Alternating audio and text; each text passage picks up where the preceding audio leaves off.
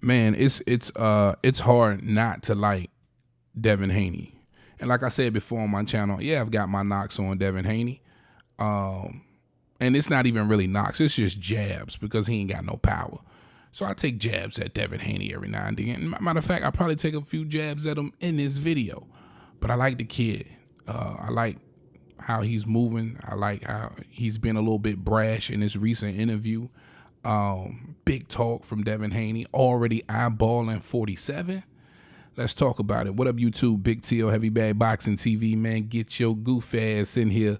Hit the bag. Hit that like button for your boy. That helps the channel. You know, I appreciate that love. Shout out my gang, man. D1, Merc1, ML21, Skinny JT, Black Jesus, Troy Jack, Keywan, Rebel Life, Modern King, Letitia, YK World, my guy Tyree Celestine. Big shout out to Sean Dine and my man Punch Drunk. Now, Devin Haney already eyeballing 47, right? He's got this big fight coming up with Regis Prograis. And I promise y'all, if Devin Haney is going to continue to try to use the pay-per-view platform to sell his fights, he can't be boring. You can't afford to be boring. How do you gain the casual viewership? You have to be exciting. You got to be on your Tank Davis or any other knockout artist. But Devin Haney doesn't have that. So he has to make the fight exciting in some fashion. He's got to be willing to sit in there and take some risk, right? He by no means can he go into a pay-per-view event and feel like he can box for the better part of 12 rounds. Stay on the outside, use his reach and footwork during these pay-per-view events and not be called boring and not sell a lot. All right. You know, he's not a household name right now. That's just facts. And his lack of power, the pillow fist, is a big part of the reason. So when I make the claim that I feel like Regis Prograis has a real shot in this fight, it's predicated on the fact that Devin Haney wants to have a fan favorite style at some points in this fight, maybe a little heavier or in more spots in this fight versus Regis, which is going to play into Regis' style of fighting. If he wants to deliver some form of excitement. And I think he understands this as he's, the youngest promoter in the game with DHP Promotions. He understands that, he's getting these pay-per-view opportunities, and he hasn't villainized himself, right? People aren't tuning in to see Devin Haney lose, right? Now, if he villainized himself enough and he can work up that kind of reputation like a Floyd Mayweather had, because you got to understand, Floyd sold so many because it wasn't because he was coming to knock. We knew Floyd wasn't going to knock nobody out. Once he got to a certain age and became Money Mayweather, for the most part, the power was gone. The KOs was gone. That exciting element of Floyd's game was gone. A lot of the people was tuning in to see Floyd Mayweather lose. And that's not what Devin Haney has as of right now, right? But he wants to continue to win those casual fans over. And I think in an effort to do that and to make an exciting fight, he's going to take more risk. And at 140 versus a Regis Prograis, you got to be careful. Regis is dangerous, bro. You know what I'm saying? I'm just keeping it all the way filthy with you. Regis is dangerous, and I think given that opportunity to really mix it up in the pocket for Regis Prograis, he could very well capitalize on that versus a Devin Haney. Can Devin Haney outbox Regis Prograis for 12 rounds, use his size, youth, and footwork? Sure, I think that's the consensus. Everybody believes he wins this fight easy if he actually goes in there and wants to do that. But on pay-per-view, as a promoter, you understand what sells fights, what people enjoy. You understand casuals are a big part of selling the pay-per-views. You want to continue to work on that fan base, so you're going to be inclined to take more risks. You have to change your style of fighting, and again, that could be detrimental. But we got to see exactly what he does come fight night. Now, he's already eyeballing 40, 47, right? Because he says, he has this quote where he says,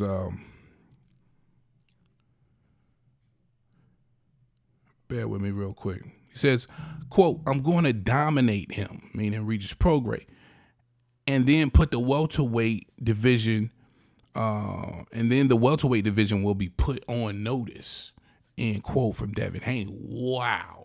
Right. And when you really think about it and you look at the landscape of 47, they're going to kind of, for lack of a better word, need successors, right? You got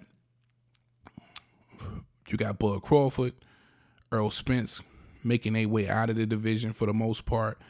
You still got Keith Thurman lurking around. You got Boots, who many believe is just going to be that guy at 47, a Stanionis. But, the really big names, the big draws are heading out of the division. So it makes sense for the glorified 47 division to start, taking in the new faces, the new up and comers, to keep that division, full of talent and rocking and rolling.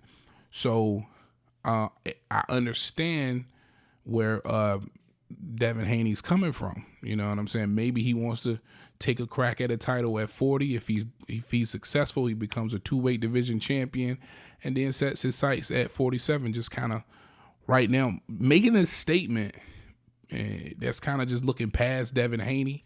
Regis Prograis. But that's why I like Devin Haney as well. He got a little brash with him. You know what I'm saying? He got a little cockiness with him. So I can appreciate that from a fighter. But listen, this is the cold part.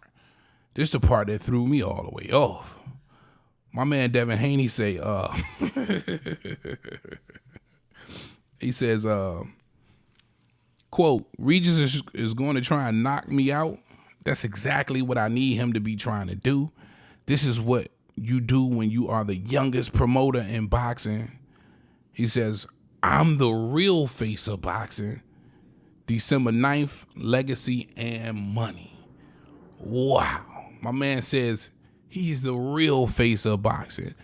And I guess he feels like he can say that because he's the youngest to be doing a lot of the things that he's doing.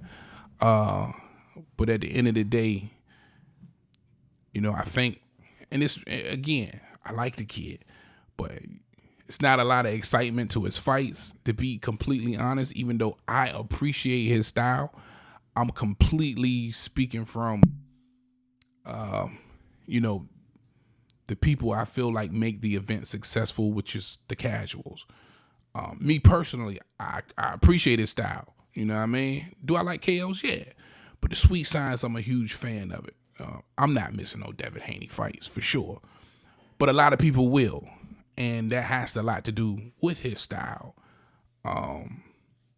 But, man, I get it. I understand it. I feel him, at the end of the day.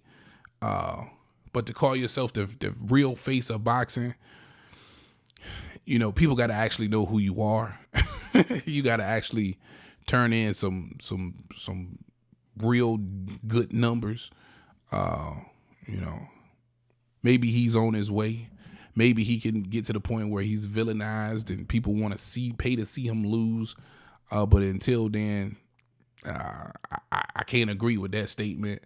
But I do think he's doing a lot of great things in the sport. One thing I think he shouldn't be doing is looking past Regis Prograis. That's for damn sure. But we're going to see. All right, man, that's all I got for y'all on this one, man. Devin Haney says he's the real face of boxing, looking past Regis Prograis. Sights set on 47. They do need a new king at 147 after the old ones move out. I believe it'll be Boots. I don't think Devin Haney goes anywhere near Boots. But we got to see how that unfolds when it gets there. All right, Big T.O. Heavy Bag. Talk to him, Roger. Most motherfuckers don't know shit about boxing.